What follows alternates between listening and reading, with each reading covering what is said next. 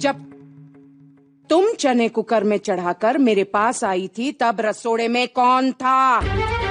वहां कौन था? मैं थी, तुम थी, मैं थी, तुम थी, कौन था? तो ये अब नया लॉजिक आ गया कि रसोड़े में कौन था। आओ पता लगाते हैं कि रसोड़े में कौन था। तो चलो वीडियो स्टार्ट करते हैं।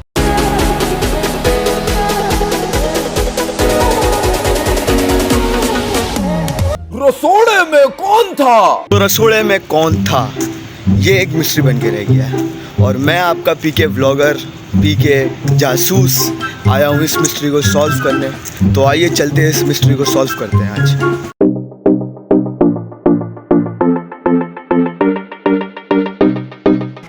seconds later. आपको पता है रसोड़े में कौन था? नहीं, मुझे तो नहीं मालूम। खैर यही होता है, लेडीज से होती हैं किचन के अंदर, यही होता है। नहीं, कोई और भी था रसोड़े में, इनको नहीं पता है। आप किसी और से पूछते हैं।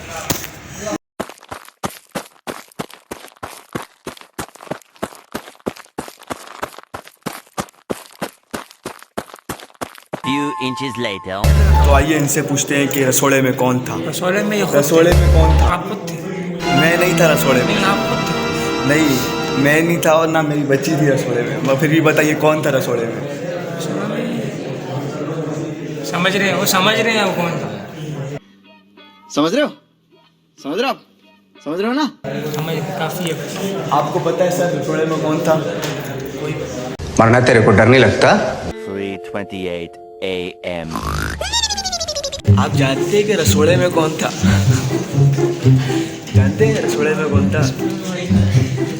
गलत बात है यार, जानना चाहिए था। गाइस, मैं पीके रिपोर्टर और जर्नलिस्ट, बहुत सारी चीज़ें एक साथ हूँ और इसने मेरे को बोला है कि इसको पता है कि रसोड़े में कौन था। अब बता तू कौन था रसोड़े? यही था। अरे मैं कहाँ था रसोड़े में? क्या हो गया? क्या मैं यहाँ से इंडिया चले गया था क्या रसोड़े में? बहुत मनुष्य लग रहे हो। सो ओके गाइस, क्या बताऊँ, मैं बहुत टेंशन हो गया हूँ। मैं आपका डिटेक्टिव पीके, मुझे ये नहीं पता चला। मैंने पूरी कॉलेज छान मारी, मतलब बहुत लोगों से पूछ लिया, किसी को नहीं पता कि रसोड़े में कौन था। तो चलो हम इस कोकिला मोदी से ही पूछ लेते हैं कि रसोड़े में कौन था। 1 hour later. जब तुम चने कुकर में चढ़ाकर मेरे पास आई थी तब रसोड़े में कौन था? रसोड़े में कौन था, एक सवाल जो आपकी ज़िंदगी बदल सकता है। तो इससे पहले हम ये जाने कि रसोड़े में कौन था, पहले हमें ये जानना ज़रूरी है कि रसोड़ा कहाँ था, रसोड़ा का इजाद कहाँ हुआ, सॉरी इजाद, व्हाट एवर इज इट। तो आइए चलते हैं हम एक ऐसी टीवी की सीरियल की गहराइयों में जहाँ मरे हुए लोगों को चिल्ला चिल्ला कर जिंदा कर देते हैं। आप लोगों को मेरी बात में यकीन नहीं होगा, तो आइए हम देखते हैं ये वाला सीरियल। हमारे सीरियल की जो हीरोइन है गोपी बहू, वो है कोमा में एंड डॉक्टर्स तक हाथ खड़े कर चुके हैं। अपनी तरफ से हमने पूरी कोशिश की, लेकिन उसके बाद हमारे सीरियल के हीरो अहम जी वो डिसाइड करते हैं कि बेशक डॉक्टर्स तो नल्ले हैं, वो उनकी बीवी को जिंदा नहीं कर सकते।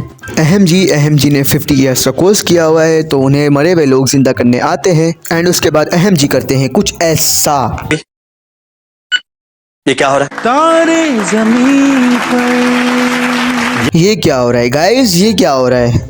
में वेंटिलेटर में ऑक्सीजन मास्क लगाकर इतनी सारी हाथों में सुइयां घुसेड़कर मरी पड़ी ये बेचारी, और उससे पूछा जा रहा है ये क्या हो रहा है। नहीं, उसको हॉलीडे मनाने का दिल कर रहा था, तो इस वजह से वो हॉस्पिटल में आके वेंटिलेटर में लेट गई। और जो कपड़े हैं तो फैशन शो के लिए पहने हुए ना, और पूछा जा रहा है ये क्या हो रहा है, मतलब कुछ भी। तक सोती रहोगी, वो भी मेरी बिना इजाजत के? मेरी ग्रीन टी, ब्लैक टी, मेरे कपड़े, मेरा खाना पीना, मुझसे एक बार नहीं पूछा तुमने? नहीं, क्या मरने के लिए भी तेरी परमिशन लेने पड़ेगी? मैं बोलता हूँ गाइस, मारो, जोर जोर से मारो। अरे तालियां मारो यार, तालियां इस बंदे के लिए, तालियां मारो। Is a self centred man यार, इसकी बेबी वहां पर मरी पड़ी और इससे अपनी ग्रीन। कॉपी, मैं तुमसे आखिरी बार कह रहा हूँ, अगर तुम मेरी बात नहीं सुनोगी ना तो तुम देखना, मुझसे बुरा कोई नहीं होगा। बंद करो अपना ये तमाशा और उठो। अब मुझे मेरी ग्रीन टी दो, अभी के अभी। सो गाइस, तुम्हें पता है कि क्या होने वाला है? ऑब्वियसली तुम्हें पता है कि क्या होने वाला है। अहम जी की इतनी कमाल की ट्रीटमेंट के बाद गोपी बहू सच में होश में आ जाती है। This is beyond science. ये डॉक्टर्स इतनी मेहनत से पढ़ाई करते हैं, इतने पैसे लगाते हैं, फिर मेडिकल एग्ज़ाम, इंटर एग्ज़ाम, कौन कौन से एग्ज़ाम देते हैं, फिर उसके बाद 5-6 साल की ट्रेनिंग, फिर एक्सेट्रा एक्सेट्रा करके वो डॉक्टर बनते हैं। नहीं क्यों बनते हो डॉक्टर? नहीं बनो ना, अहम जी से सीख लो यार। गोपी उठो। कोई इनसे सीखे। तुम्हें पता है अगर एंड गेम में ना अहम जी होते ना तो हमारा आज फेवरेट हीरो आयरन मैन जिंदा होता, क्योंकि उसे भी बोलते उठ उठ उठ उठ और वो उठ कर खड़ा हो जाता। अगर तुम्हें नहीं पता होगा तो मैं बताता चलता हूँ, ये वही ड्रामा है जिसमें लैपटॉप को कुछ इस तरीके से धोया जाता है।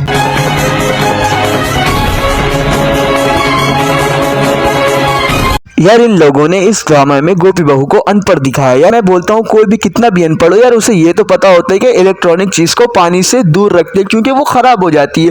यार आजकल के यहाँ पर यार कुत्ते बिल्ली तक को पता होता है यार इलेक्ट्रॉनिक चीज को बाहर रखते हैं। यार लैपटॉप को धो के कपड़ों की तरह टांग देते हैं। यार वाह, ड्रामा बनाना है तो ऑडियंस को कुछ भी दिखाएंगे क्योंकि ऑडियंस तो गधी है भाई, हम गधे हैं। ऑल्सो गाइस यही गोपी बहू माँ बेवकूफ इलिटरेट गाय जैसी गोपी बहू 5-10 हज़ार एपिसोड के बाद शक्ल बदल के, जो अभी लैपटॉप को धो रही है वही शक्ल बदल के अपनी सास को धो रही होती है। गोपी बहू Gopi Bahu OP in the chat guys, yeah. अब थप्पड़ों की बात हो रही है तो इस सीरियल में कोई भी किसी को भी किसी भी वक्त थप्पड़ मार सकता है और कभी कभी तो ऐसे थप्पड़ मारते हैं कि आप देख के हिल जाओगे।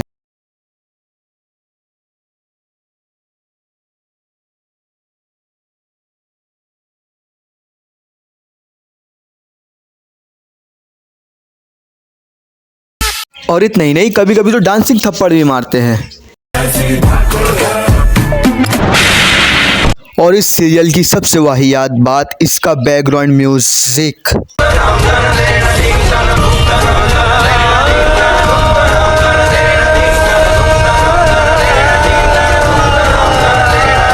यार ये फर्क नहीं पड़ता है कि सिचुएशन क्या है, मगर बस एक ही साउंड चलेगा बैकग्राउंड में, कौन धूमतान धूमतान। ये रिंग लाइट की बत्ती इतनी बकबक क्यों कर रही? 7 बज गए, मैंने चश्मा लगाया हुआ। Now guys it's time to find out कि रसोड़े में कौन था, और रसोड़े में था सच सच जवाब दो। नहीं जादू, रसोड़े में तू नहीं राशि बहन थी। ये राशि थी। इसी ने कुकर में से चने निकाल दिए और खाली कुकर गैस पर चढ़ा दिया। रुको जरा, सब्र करो। गाइस रसोड़े में राशि बहन थी। आपके पीके डिटेक्टिव पीके ने इतना पता लगाने के बाद आपको बता ही दिया आखिर का कि रसोड़े में राशि बहन थी। इस केस का खुलासा हो चुका है। अब हम मिलेंगे नेक्स्ट केस में, तो उससे पहले मेरे चैनल को लाइक करके सब्सक्राइब लाजमी कर देना। तो ओके, बाय बाय, टाटा, अल्लाह हाफिज।